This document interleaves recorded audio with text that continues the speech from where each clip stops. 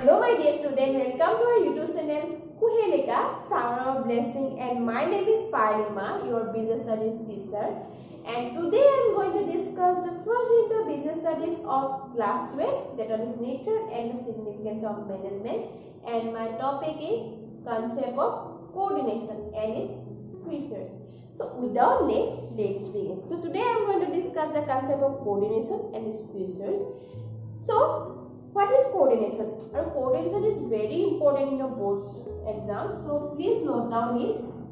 So etu tumalokor exam ot ahibo pare je coordination ki hoy, coordination mane ki hoy bar easy way tumaloke jodi aji group ot kiba ta kaam korisa so khunisa sage tumaloke coordinate kori pala ekelege kora means ekelege kaam khini korake koy coordination hetu mane tumaloke bujaisa. So next go to the definition. What definition say? Coordination means bringing together the activities and the resources of organization and maintaining harmony in them. So coordination means what? Eta organization coordination means what? Jiman khini activities aru resources ase organization ot gute khini ekele kori palai coordinate kora aru harmony means what? Maintaining harmony means what? Peace. Jate junkhini member hoy eta organization he member khini majot jate kono dhonor conflict no hoy, peace hoy aru eta organization jikhini goal thake hekhini jate achieve koribo pare, objectives khini jate achieve koribo pare, tar karone coordination important. So bujila coordination mane ki hoy? Coordination means ekkelege sobe kaam kora, maintaining peace, activities resources khini log lagai pela jate ekkelege kaam kore tak koa jay coordination. আৰু এটো বহুত important হয় মেনেজমেন্টত. So coordination is also known as what? Essence of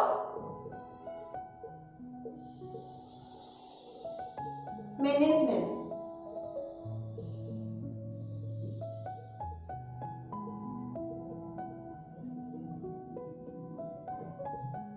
coordination আকৌ কি বুলি কয়? Essence of management বুলি কোৱা যায়. কিয় কোৱা যায়? Essence means what? Essential. এটো কোনো ধৰণৰ ফাংশন নহয়, কিন্তু এটো essential হয় এটা মেনেজমেন্টত. Essence means what? Essential.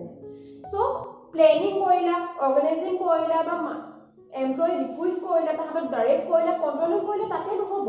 যদি তাহাঁতৰ মাজত কোঅৰ্ডিনেশন নাথাকে, এটা অৰ্গানাইজেচনত যদি কোঅৰ্ডিনেশন নাথাকে, মানুহৰ মাজত যদি কোঅৰ্ডিনেশন নাথাকে, কেনেকে কামখিনি হৈ পিচ হাৰমনি যদি নাথাকে, তেতিয়া হলে এটা গোল বা এটা অবজেক্টিভ গোলৰ কেতিয়াও ফুলফিল নহয়। সো তাৰ কাৰণে কি হয়? কোঅৰ্ডিনেশন ইম্পৰ্টেন্ট হয় আৰু হেতু কি হয়?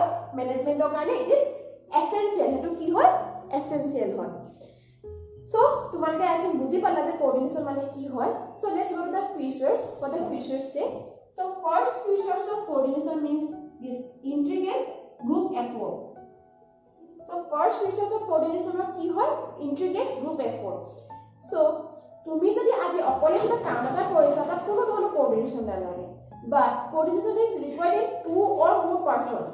যেতিয়া দুটা বা তাতকৈ বেছি মানুহ যেতিয়া কাম কৰে তেতিয়া কোঅৰ্ডিনেশন দৰকাৰ হয় যাতে কামটো ভালকে কৰিব পাৰে। সো এটা অৰ্গানাইজেচন কি হয়? এটা অৰ্গানাইজেচনত 50 to 100 এমপ্লয়ি থাকে, তাহাঁতক আৰু সবৰে থিংকিং, মেন্টাল এবিলিটি সবৰে বেলেগ বেলেগ থাকে। কিছুমান হাৰ্ড ওয়াৰ্কিং থাকে, কিছুমান লেজি থাকে, কিছুমান পাঞ্চুৱেল থাকে, কিছুমান ডিসিপ্লিন নাথাকে। সো হিয়তৰ মাজত যদি হিয়তি কামখিনি যিখিনি আমাৰ গ্ৰুপত যিখিনি কাম থাকে সেই এফৰ্টটো যদি ভালকে হয় আৰু পিচ হয়, ডিসিপ্লিন হয় আৰু হাৰমনি যাতে হয় এটা গ্ৰুপ এফৰ্ট বা এটা গোল টাৰ্গেটত, তাৰ কাৰণে কোঅৰ্ডিনেশন ইম্পৰ্টেন্ট। সো কি হয়? ইন্ট্ৰিগেট গ্ৰুপ এফৰ্ট। সো যিখিনি মানুহ থাকে এটা এমপ্লয়ি খিনি যিখিনি থাকে তাহাঁতৰ মাজত যদি কোনো ধৰণৰ কনফ্লিক্ট ষ্টাৰ্ট নহয়, যাতে পিচলি হাৰমনি হোৱাকে কামখিনি সবে গ্ৰুপত কৰে, তাৰ কাৰণে কোঅৰ্ডিনেশন ইম্পৰ্টেন্ট হয়। So second one is what? Ensures unity of action. So কি হ'ল? আমি কি কৰিম? যিখিনি মানুহ হয় এমপ্লয়ি আছে সেইখিনিৰ ওপৰত আমি পিচ হাৰমনি যাতে তাহাঁতি ভালকে গ্ৰুপত কামখিনি কৰে, সবৰে থিংকিং এবিলিটি বেলেগ বেলেগ থাকিলেও তাহাঁতি যাতে একেলগে কামখিনি কৰে, আমি সেইটো চোৱাৰ লগতে আমি এইটো চাব লাগিব যে কোঅৰ্ডিনেশনে এইটো দিয়ে যে সবে এটা ডাইৰেকশন, আজি কিবা টাৰ্গেট আছে এটা অৰ্গানাইজেচনত, সেই টাৰ্গেটটো সবে যাতে সেই টাৰ্গেটটো ফুলফিল কৰিবলৈ ট্ৰাই কৰে, সবে কি কৰে? ওয়ান ডাইৰেকশনত যাতে কাম কৰে, মিন্স unity of action মানে কি হয় one direction যাতে সবে কামখিনি কৰে সো গ্ৰুপ এফৰ্ট আমি চাবই লাগিব প্লাস কি হ'ব আমি যোনখিনি অৰ্গানাইজেশ্যন মানুহ আছে যাতে একেটা ডাইৰেকশনত গুটে কামখিনি কৰে সবে এটা ডাইৰেকশনত গুটে কামখিনি কৰে তেতিয়াহে আমাৰ অৰ্গানাইজেশ্যনৰ গোলটো সেট আপ হ'ব বা আমাৰ যেটো গোল আছে হেতু এচিভ কৰিব পাৰিম so third features of coordination is continuous process means what never ending process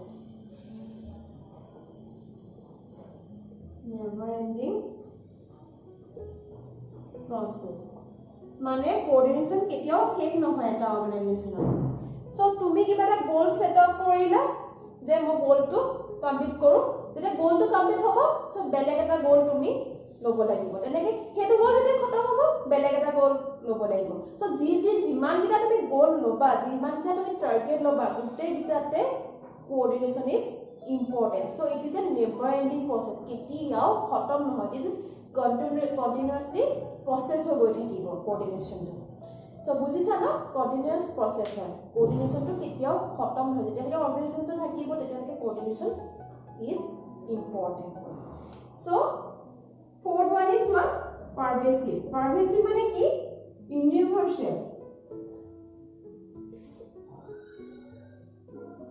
মানে coordination is important is everywhere সবতে coordination is important আৰু এটো essential হয় either it is profit making organization either it is non profit organization either it is school either it is college either it is hospital যেনুকা ধৰণৰ organisation হওক যেনুকা ধৰণৰ private sector হওক government sector হওক school college hospital আনকি তোমালোকৰ ঘৰতো coordination is important যেতিয়া আমি এটা কাম গ্ৰুপত যেতিয়া কৰিম 2-3% যেতিয়া কৰিব তাত কোঅৰ্ডিনেশ্যন দৰকাৰ হ'ব যাতে পিস হয় হাৰমনি হয় কামটো যাতে ভালকে এফৰ্টলি এটা ওয়ান ডাইৰেকশনত কৰিব পাৰি সো কোঅৰ্ডিনেশ্যনটো কি হয় এটা পাৰভেসিভ হয় যোনটো সবতে ইম্পৰ্টেন্ট হয় সবতে এসেনশিয়াল হয় universal or essential is everywhere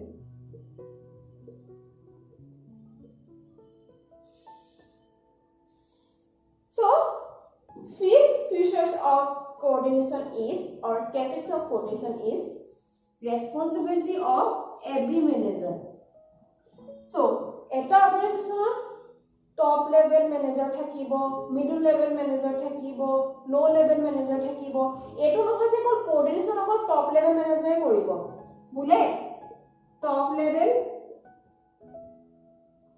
লেভেলতে যে কোন কোঅৰ্ডিনেশ্যন দৰকাৰ হ'ব হেতু নহয় সো তোমালোকে ভাবিছা বা মই কৈছো যে কোন top levelতে হ'ব নহয় অকল top levelতে নহয় সো ইয়াৰ লগত মই এড কৰি দিলো middle level অকল মিডল লেভেল আৰু টপ লেভেল ম্যানেজাৰ যদি কোঅৰ্ডিনেশ্যন কৰে তেতিয়া যেন হ'ব নহব প্লাস